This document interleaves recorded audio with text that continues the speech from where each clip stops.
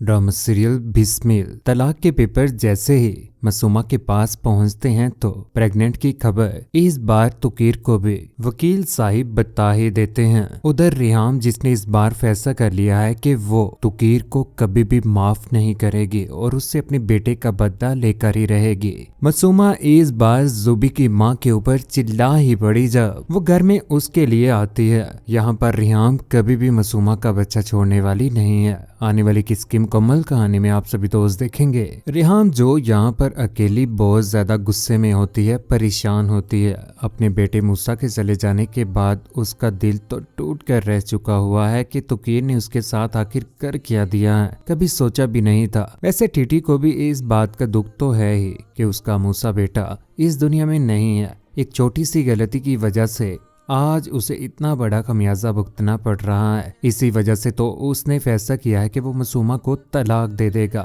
यहाँ पर रिहाम परेशान होती है। मोमल जैसे ही घर में पहुंचती है तो यहाँ पर रिहाम को परेशान पाती है और उनका हालचाल जानने की भी कोशिश करती है। कहती है कि आंटी जान, जितना आपको दुख है उतना ही मुझे दुख है। मूसा के चले जाने के बाद आज तो मैं टूट कर रह चुकी हुई हूँ। लेकिन रिहाम को इस बात का भी तो अंदाजा है ही कि मोमल ने क्या किया था। मोमल ने भी तो गलत ही किया था जब मूसा उससे पूछने के लिए आया कि मुझसे शादी कर लो। अगर मेरा बाप मेरे साथ नहीं है तो इसमें कोई भी वजह नहीं है कि तुम मुझसे इनकार करो। दुबई में मेरी जॉब हो चुकी है, वहां पर हम सेट हो जाएंगे। रिहाम यहाँ पर बोलकर कहती है तुकीर के बारे में, कहती है कि तुकीर के आगे मैं सजा बनकर आऊंगी। जिस तरह से मेरा बेटा टूटा है उसी तरह से तुकीर भी टूटेगा। उसे कभी भी मौत नहीं आएगी, वो तड़प तड़प कर मरेगा। मेरा बेटा भी तो मरा ही है। वाकई तुकीर इस बार तड़प तड़प कर मरेगा जब रिहाम उसे मुंह न लगाएगी और उसे अपने बेटे मूसा की याद सताएगी। और इस बार तो वो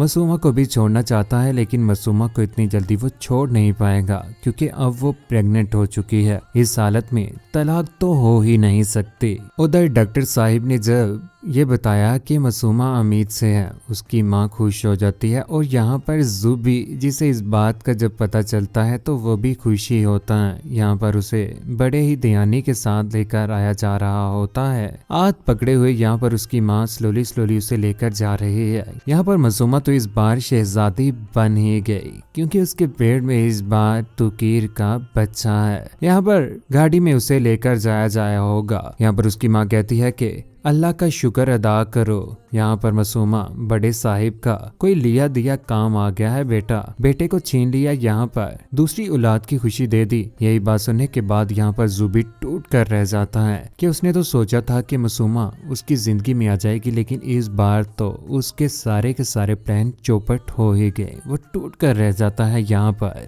मासूमा घर में पहुंच चुकी है। यहाँ पर जैसे भी वो पहुंचती है तो इस बार तो खुश हो ही जाती है। सारी की सारी परेशानियां इस बार भूल जाती है क्योंकि उसने जो सोचा था वैसा नहीं हुआ। इस बार तो जब बच्चा होगा तो उसके और भी ज्यादा कदम मजबूत हो जाएंगे तुकीर के साथ, और उसके साथ वो कभी भी बुरा बर्ताव नहीं करेगा। यहाँ पर खुशी के साथ वो बेड के ऊपर बैठी होती है। दूसरी जानिब जुबी की माँ अगले ही रोज जैसे ही घर में आ जाती है मासूमा के। यहाँ पर मासूमा को कहती है कि मेरा बेटा तुमसे मोहब्बत करता है, बेहतरी इसी में है कि तुम उसकी हो जाओ और यहाँ पर तुकीर को छोड़ दो, इसी में तुम्हारी बेहतरी है। यहाँ पर गुस्से में आ जाती है मासूमा कहती है कि तुम मेरे सब्र और बर्दाश्त का इम्तिहान ले रही हो। यहाँ पर जुबी की माँ तो शर्मिंदा होकर रह जाती है कि मासूमा उसके साथ कैसा बिहेव कर रही है। उसको अपनी दुल्हन बनाने के लिए यहाँ पर आई है, लेकिन ये तो मासूमा बहुत ज्यादा जालिम है। यहाँ पर उसका सामान पकड़कर ये दिक्के मारकर यहाँ से निकाल देती है। दिक्के मारकर जैसे ही यहाँ से निकालती है और ये भी कहती है कि जुबी मेरे काबिल भी है, उसे कहो कि पहला अपना स्टेटस तो बना ले।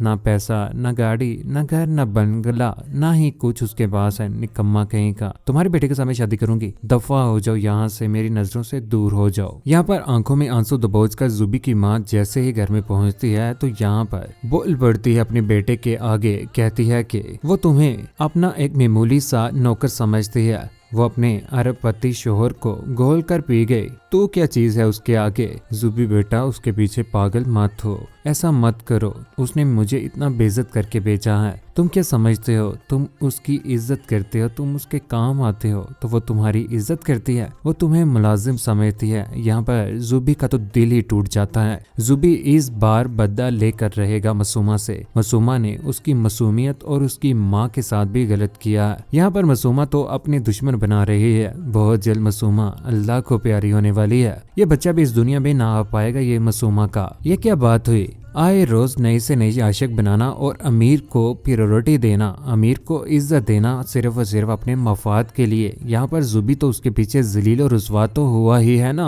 उधर घर में रेहाम अकेली बैठी होती है कि यहाँ पर टीटी उसे बुलाने की कोशिश करता है, लेकिन रेहाम उससे मुंह भी नहीं लगाती। कहती है कि मेरी नजरों से दूर हो जाओ, मैं तुम्हारे साथ किसी किस्म की कोई भी बात नहीं करना चाहती। तुम मेरे बेटे के कातिल हो और तुम्हारी सजा यही है कि तुम्हारे साथ किसी किस्म की कोई भी बात ना की जाए। उधर वकील साहिब इस बार तलाक के पेपर्स लेकर पहुंच जाते हैं मासूमा के घर में, जहां पर वकील बैठा होता है। माँ ने तो बैठा ही लिया। यहाँ पर मासूमा जैसे कमरे में आती है तो यहाँ पर वकील साहिब को देखती है। वो बड़े साहिब ने पेपर्स भेजे थे। पेपर्स देखने के बाद यहाँ पर मासूमा के जहन में यही आता है कि इस बार तो उसे कोई ना कोई चीज गिफ्ट ही की होगी, या तो प्रॉपर्टी या कोई भी चीज उसके लिए तोहफे के तौर पर भेजी होगी। यहाँ पर वकील साहब जैसे भी उसे पेपर्स पकड़ाते हैं तो यहाँ पर पेपर्स पढ़ने के बाद मासूमा का मुंह खुला का खुला रह जाता है। मासूमा की माँ भी यहाँ पर पहुंच जाती है। कहती है कि क्या है इस फाइल में, मुझे बताओ ना। यहाँ पर मासूमा परेशानी में कहती है कि